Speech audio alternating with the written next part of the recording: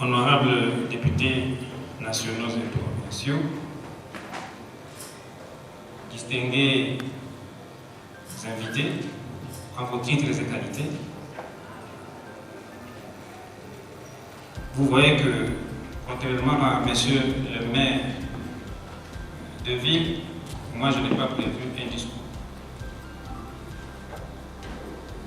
Il y a plusieurs raisons. La première, c'est que je n'ai même pas eu l'imprimante pour saisir mon discours comme vous pouvez donner l'avantage.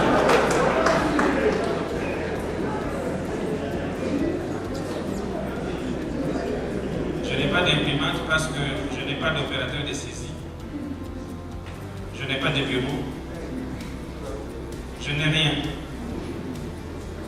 Mon bureau est à Goma et vous le savez. Je n'ai même personne avec qui faire la remise de remise. Vous pouvez donc mesurer la difficulté à laquelle je fais face en ce moment-ci. Parce que mon prédécesseur, le général-major John Peter Chirimwami Kuba, a été tué. Il est tombé sur les champs d'honneur. Et puis, notre capitale provinciale, Goma, est occupée par l'ennemi, y compris mon bureau, le bureau où je devrais rester en ce moment-ci. Le vice-gouverneur de province n'est pas ici. Non. Je n'ai été nommé que avant-hier, le 28 janvier 2025. L'ordonnance présidentielle a été lue à 3 h du matin. Je n'étais pas au Butembo. J'étais au sud, dans le territoire de Lubero, donc sur la ligne des fronts. C'est seulement hier soir que je suis arrivé ici à Butembo. Et ce matin, je suis avec vous. Mais je me suis dit que notre constitution dit que tous les Congolais ont l'obligation de défendre la patrie. Tous les Congolais ont l'obligation de défendre la patrie.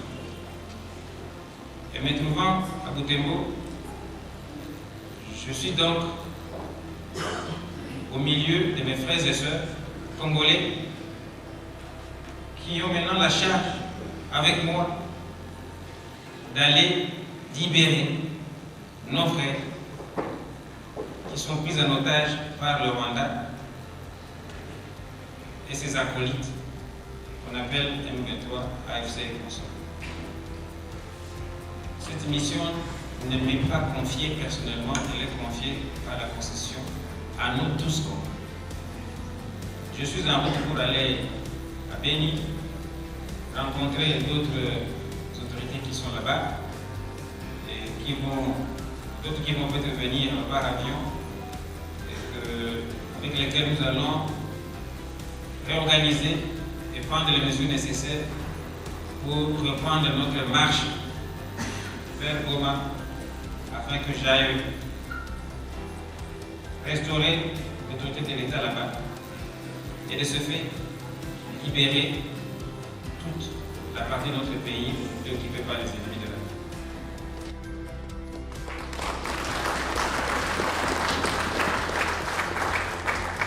Mais je ne peux pas traverser Butembo sans quand même vous saluer.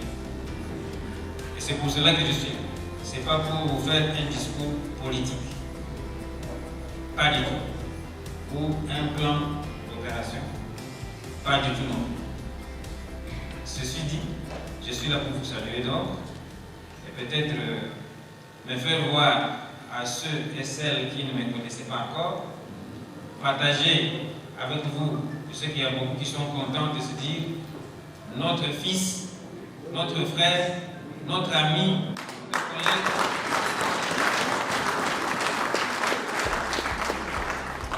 a été désigné gouverneur de province du Nord Kivu.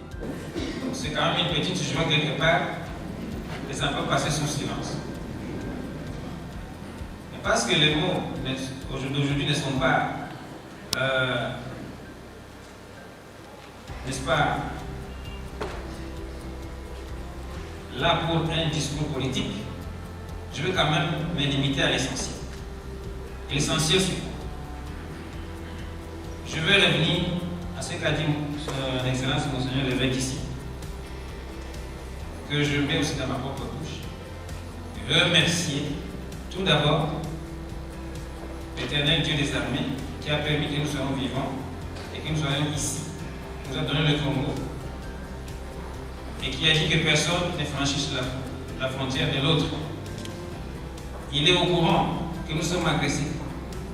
Et je suis sûr que c'est seulement sous sa houlette que nous allons travailler pour que justice soit faite.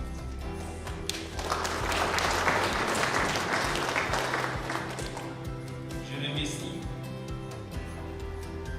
le président de la République, chef de l'État,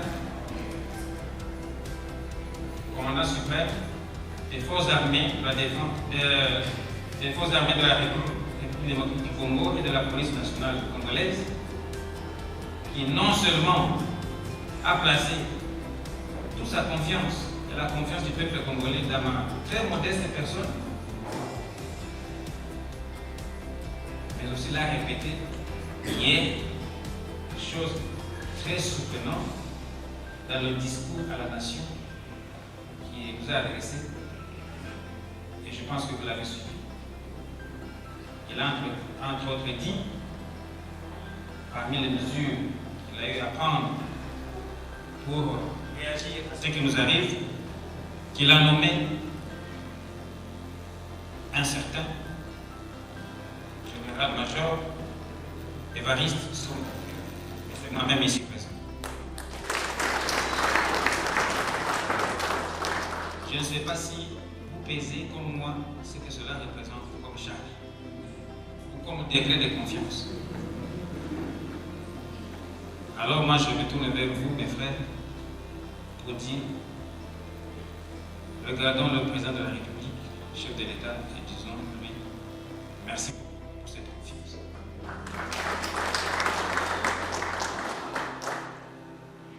Mais je suis là aussi pour assumer ces tâches qui me sont confiées. Mais pour bien les assumer, je mets à sa juste mesure l'audace, l'honneur, la loyauté, la fidélité qui ont caractérisé les compatriotes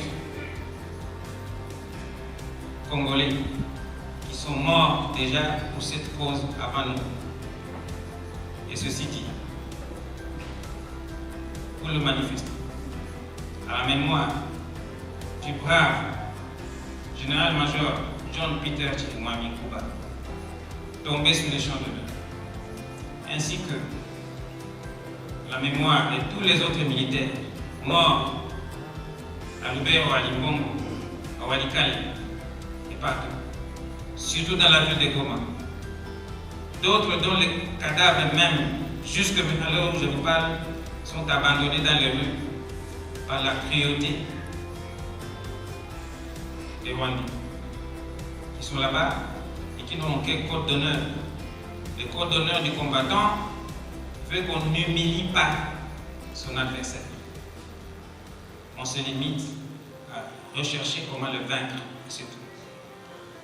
Et donc, à la mémoire de tous ces gens-là, je vous demande humblement de nous mettre tous debout et d'observer une minute de silence.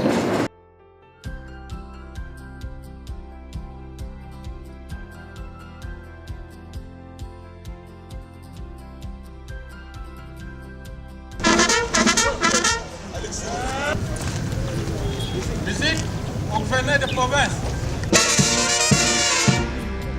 Excellence, monsieur le gouverneur de la province Nord Kivu. Mon général, c'est par ici que prend fin l'activité de ce jour. Plus rien à besoin. Merci et bonne continuité. À besoin.